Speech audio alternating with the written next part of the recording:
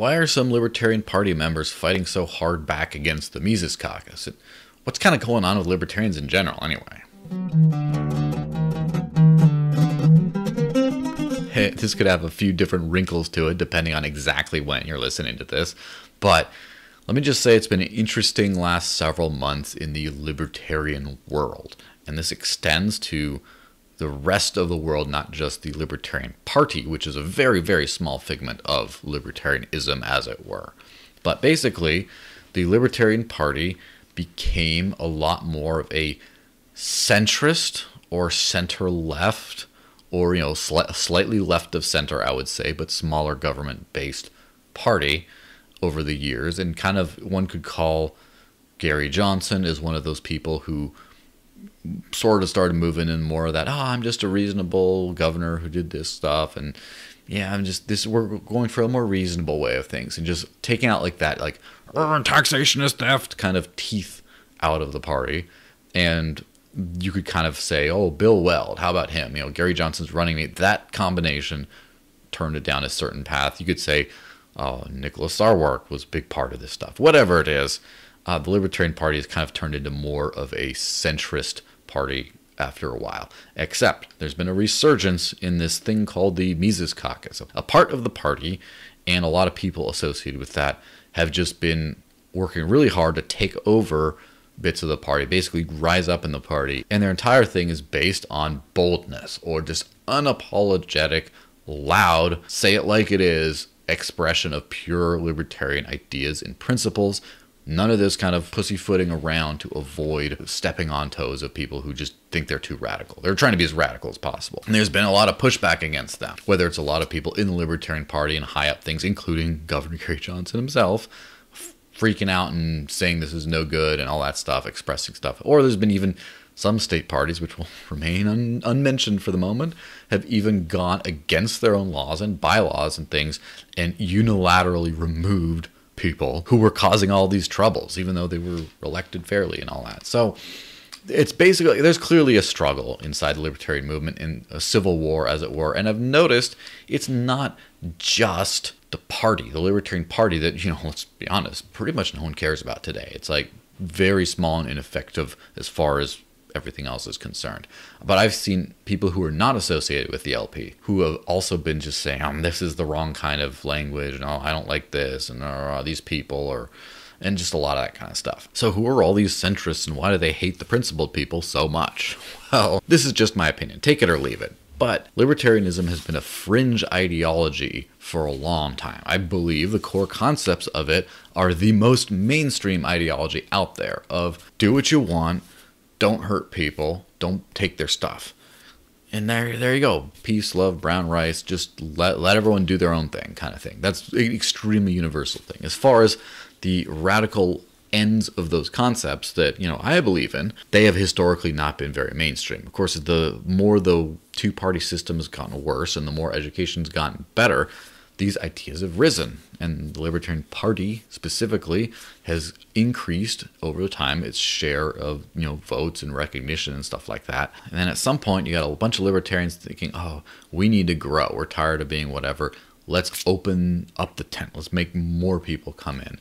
And so it's been a combination, from what I've seen, of people who were libertarian but were more interested in just not pissing people off. They just wanted to sound good and inoffensive in front of their friends. Just kind of softening on some issues, trying to be like, I don't want to be lumped in with these Trumpers, or I don't want to be lumped in with these people, or I don't want to be like made fun of all the time. I want some whatever. I want to break from all that. Combination of that and a combination of a bunch of people coming into the broader recognized movement who aren't libertarian at all. They don't really believe in freedom. They just don't like whatever else, and they've been made welcome. And that's it. Just, okay, I may be a socialist, but I'm like a small government socialist, or I'm like, I don't want to bomb people, but I still want to tax everyone, or like, they're just like, okay, well, come on in, we'll like bow to you and stuff and compromise our principles for you, even though we're not winning. It's clearly not been a winning strategy, by the way. The last election turned out very terribly for the libertarians. They lost share, even though the world has gotten so much worse. So these Mises Caucus people and affiliates and other people like them have gotten a lot of attention, national news coverage even, from just being super bold on stuff like we should repeal child labor laws is one that got a lot of attention for various reasons, or just really strongly worded other things, and a lot of people have been freaking out. And I cannot say that I would have tweeted a lot of the things that have been tweeted, that's for sure.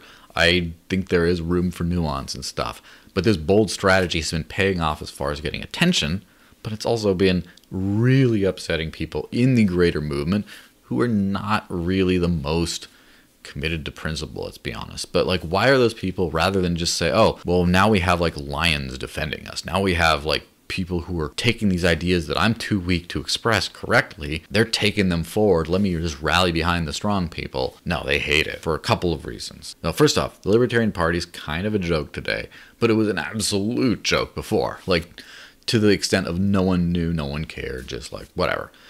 Now there's some people who, for the first time ever, have achieved some sort of a position where they're somebody now. They're like, oh, I'm the chair of the regional this and that. And yeah, you remember that party that like got some national acclaim? And oh, Joe Rogan on his podcast, he said he voted Libertarian in the last 2 elections. Oh, wow, he's like the biggest media star in the world or something like that. That means I'm special.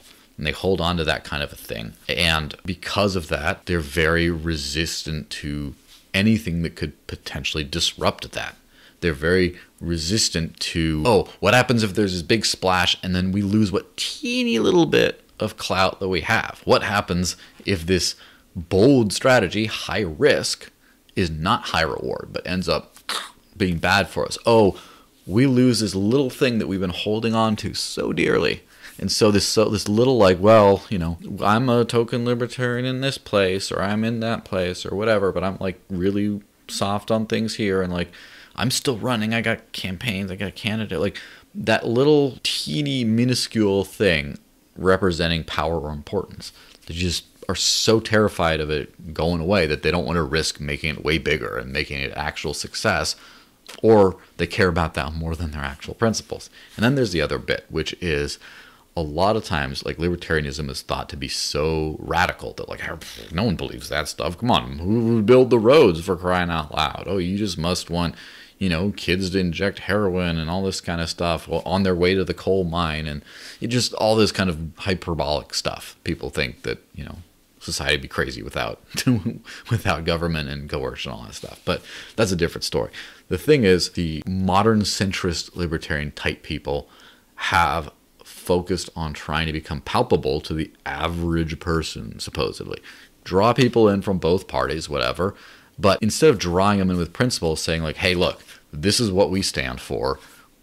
We're unapologetic about that. You like this part. You might not like that part. Sorry. That's just the way we are. But we'll give you what you want if you join us. You get, you anti-war person who's not totally sold on the free market. Well, we'll end the wars for you because we believe that too. Just know that we're also going to deregulate markets and make sure everyone's more prosperous, or the other way around, right? You know, hey, old crotchety Republican people who are not getting their small government way in the Republican Party. You can have your money, you can have your whatever else, you can get all your stuff, but we're not really going to build the wall, and you got to deal with legalized weed. Sorry, that's just what we're doing. Join us, or you know, continue being disaffected somewhere else. You know, so instead of that, it's been like, well, let me soften our message so that we're, you know, palatable to more people. And then it's just like, the idea is to make more people libertarian. The unfortunate side effect of that is, instead of that, it has made a lot of libertarians less libertarian, but it has just made more people not angry and yelling at libertarians, but they have not joined them.